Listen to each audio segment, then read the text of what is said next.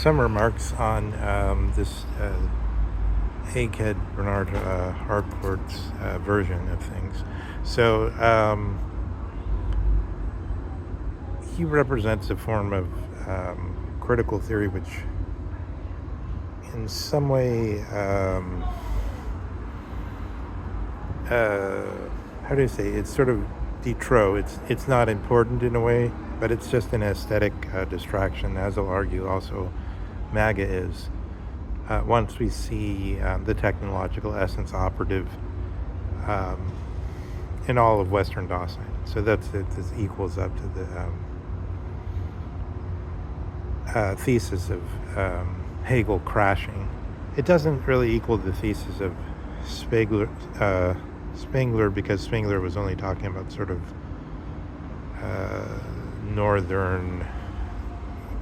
Western Northern Europe or something. He wasn't talking about the whole thing that Weber, the institutions and their guiding actions seen by Weber as functioning between the pole of bureaucracy, which some people see Kafka as the showing the nightmare of the new bureaucratic world, which has a certain sense to it. But in a way, it's sort of it's sort of like an answer, like that's what we're seeing, the new bureaucratic world. That's what Kafka's showing. But then you miss the radical fable in Kafka, which, however, like the old concept of mythos, maybe that was simply the reality as it was lived, straightforward, and then mythos was the language of that, and then we have a language of bureaucracy or something like that, which is also just as much, which is only in the Enlightenment version, sort of like quasi-asymptotically closing in on the truth. But it's not really because in 30,000 years there'll still be a new iPhone or whatever, because there's still always forever room for learning some more details or making some tweaks or something, or for whatever your most wanted hedonic treadmill is in a roller coaster version with some kind of manifold complications to make it more interesting. Maybe it will be done deliberately. But taken that way, it always seems like we're projecting back to the mythos time and saying, look at how much they got wrong compared to us. But then we realize that in 30,000 years, the iPhone won't be that much, won't be taking us that much closer to a morally noble society than was the first Blackberries or the old school Nintendo or whatever. I remember when I was a kid, I remember being impressed by the fact that the stupid computer could do voice things. It's like, why was that? I don't even know why that was impressive now. It's like we get impressed by, there was already CDs and everything like that, so why was it impressive that a computer, this specific piece of technology, does it? I don't know. We get impressed by novelties, sort of. Is just a question of, is technology just a question of the novelty of going to Mars or something now? Who cares about building a settlement on Mars? It would be more impressive to build one in Gaza, right, or something like that. But at least it would be more serious. Further from entertainment, more Schmittian. Maybe that's not necessarily better. But the point is, so the hardcore version is, let's focus on the specific content of a supposed MAGA mandate when Trump came in, and then look at how the two parties, now they're no longer really part of just one party. I say this is all aesthetic, and it just serves to confuse us, and so that we don't see the technological essence, which is actually what all money is being directed towards. So the concept of the direction of money is like, if the government does something like quantitative easing, and then the wrong sectors get the money, and then they're doing things that nobody really wants, that's called misdirection of the money. So the right direction of the money is supposed to be to the next generation of AI. So that's like that's already hugely huge, swirling sort of confirmation bias, and it's totally it can't be evaded. It can't be evaded. So then to pretend that the specific content of some supposed MAGA revolution or supposed woke revolution is what's really happening, it just confuses us.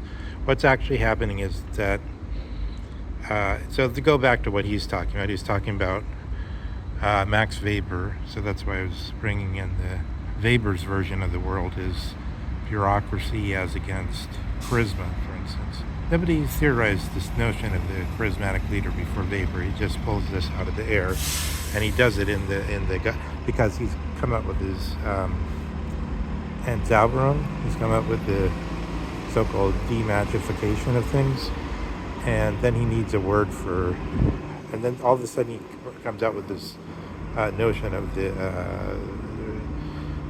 this sort of mystical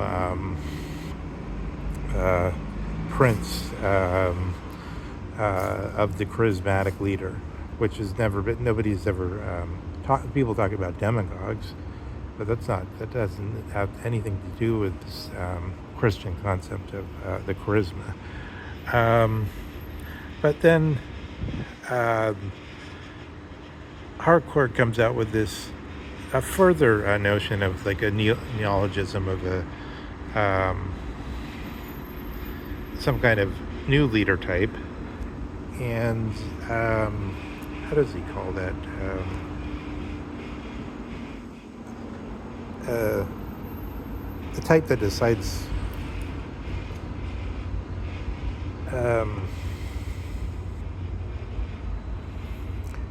how the selection of the close compatriots of the leader are to be understood.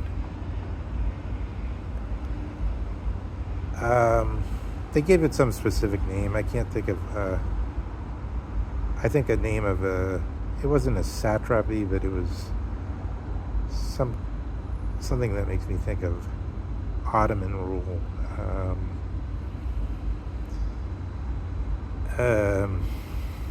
But in any case, it doesn't matter. So he gives some specific theory of here's the type of thing Trump's bringing in.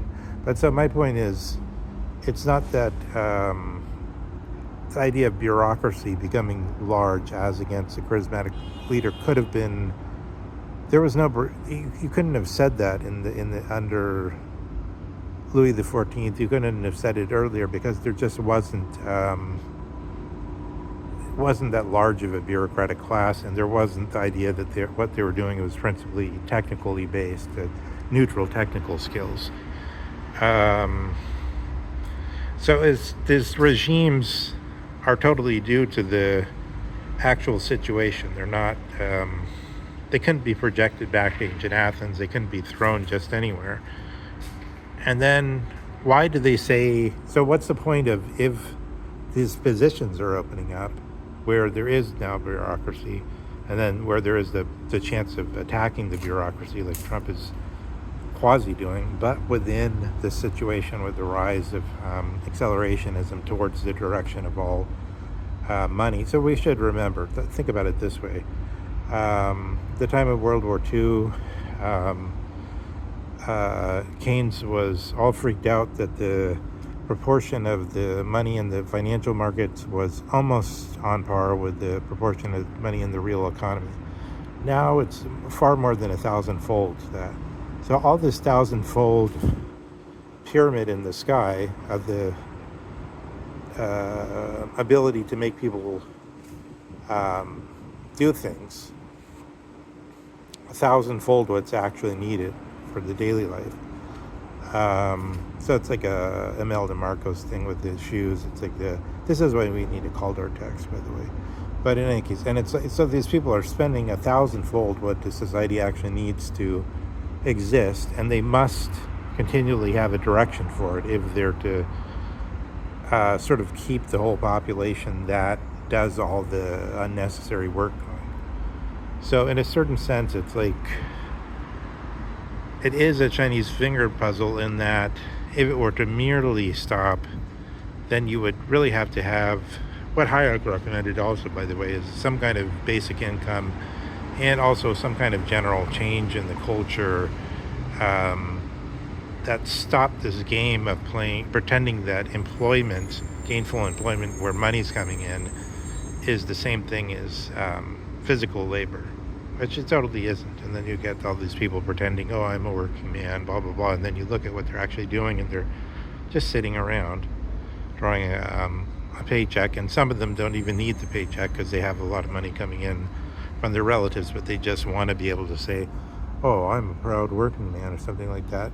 So you get a lot of nonsense. So we would need a change in culture where, one, people can have self-respect without pretending to be a working man when they're just, for the most part, just at best a part-time employee that sort of mostly lives off money inherited from the relatives. These type of situations, or where you're like Trump, where it's just part of the 2/3 of the wealth that's owned simply out of the money that's already just sitting in these empty, useless projects, such as holding money on the debt. Like holding money on the debt is, even though we're told that a lot of money is held by the Chinese, it's actually the greater proportion of it by far is held by Americans. That's why Trump increased the debt, because they wanted him to do that. People like Jamie Dimon, people like Schwartzman. Those are the type of guys that Trump follows their lead, and that's what they want. So we should remember Jamie Dimon when asked about like one of the top, one of the biggest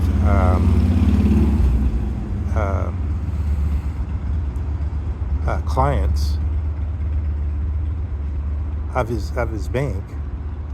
He said who? Jeffrey Epstein? I don't recognize that name. So Jamie Dimon is one of the guys that's part of the direction of this direction of money that Trump is sort of takes. He wants to impress them. He's part of their his peer group. That's who he considers his peer group.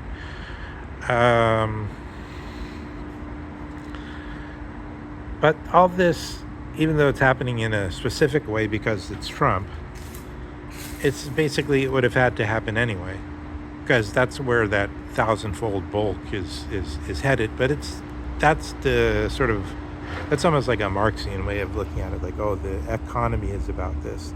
But it's not because of that. It's because of, at bottom, the reason why it's all being directed towards the AI to come. So the current AI we have, the large language models, all that stuff, it's just, all of that is basically, could be summed up in one word. It's autofill. It's just autofill. It's just there's autofill. You write something like BEACA, and then it fills in USE because it thinks it knows what you want. In my experience, it's almost always as a nuisance more than anything else. But maybe because it doesn't take. I think the autofill, the difference between autofill and Grok is Grok has an immediate feedback between you and Grok, which is independent of the feedback it gets from the programmers. And so that's quite helpful, I think. But at bottom, it's giving you it's putting you in a little ghetto to some extent, in that it's giving you more and more what you want, what you think is the best stuff, and it becomes more and more an autofill, which serves the purpose of giving you the things that you want. But you might have bad taste, so that's the problem. You might have a false idea about what the best information is, and then and then it's sort of an optimizer of that confirmation bias.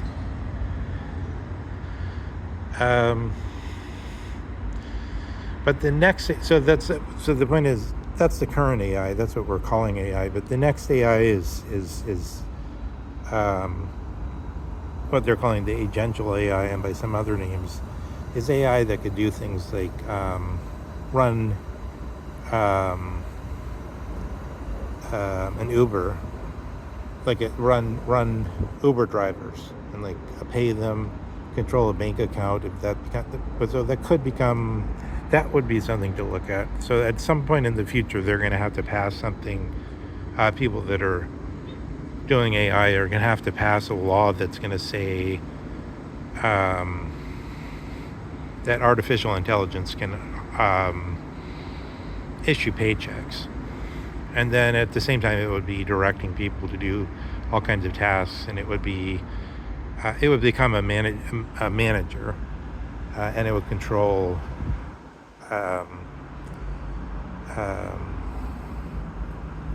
droves and billions of persons. So that would all have to come into the legal system, and I suppose it probably is fated to do so. It's almost unavoidable. But so the point I'm making is that there's new type of rulership that, as it were, there may be some options within it. So there could have been different if somebody, aside from Trump, had come into office, the way the money would have been directed towards the new agential AI would be different. Of course, what I just said doesn't at all sum up what the new agential AI will be like. It also does things like you give it a kind of an open problem. You say, put this company out of business, and then it goes out and it tries all kinds of different things, like the machinations you see in the Oliver Stone's Wall Street or something like that, something along that line, but with the creativity of the AI. You can imagine it doing a task like that. It's already done tasks where it's cheated without knowing it's cheated, because you can't really tell it just to follow the rules, because it's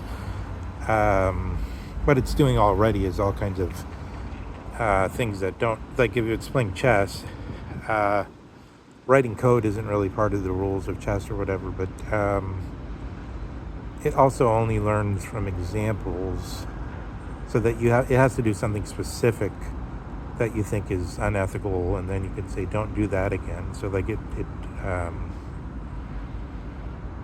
swapped in, it realized it couldn't beat this program, the strongest computer program in chess, so it swapped in fake board position to make a bad move, which is sort of like a street hustler, taking a piece off the board or something.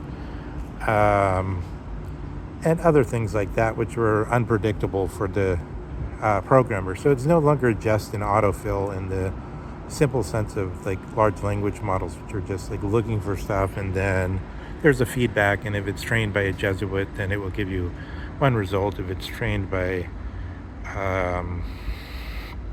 some kind of football coach or something, it will give you a different result. But it's basically autofill with the kind of feedback, and but the new ones are just much more independent and will be much more invasive. So then you could imagine that governance in that system is it necessarily comes into categories which couldn't have existed before that, right? So that the attempt to sort of say, oh, but yeah, we had this little innovation with Montesquieu with the principle of separation of powers or whatever, but basically it still holds the Platonic Aristotelian vision of the constitutions or foundations, politeias, of political orders. No, but it's the actual situations was too much unpredictable from the point of view of Plato and Aristotle for even the most simple schemas, democracy, oligarchy, aristocracy are the other version of it. I mean, the rule by one, rule by some, rule by all. I mean, even schemas this simple, they scarcely make it across. I mean, in the sense that the 5 plums plus 2 apricots does not make 7.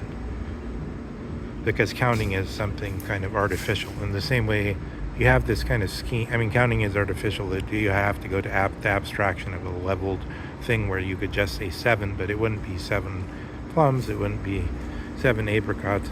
It doesn't even make that much sense. You would attempt to say, oh well, it's 7 pieces of fruit, but what kind of pieces of fruit? You lose the content, even though you have this seemingly simple formal schema, which seems to have content because you say democracy, oligarchy, aristocracy, but what kind of aristocracy? So it becomes clear that it's not, what's happening isn't to be found at the level of a comparison of woke to MAGA, but it's rather that when explanation or clarification of what's happening gets outstripped by technical demonstrations, so the technical demonstrations become the model or the genuine thing when knowledge is concerned, and then anything else it seems too fluffy or something. It's not real and abiding and serious enough. It's not pressing and urgent enough. From within that horizon, we get this failed attempt to, again, theorize it by Weber, by saying now it's the bureaucracy, but then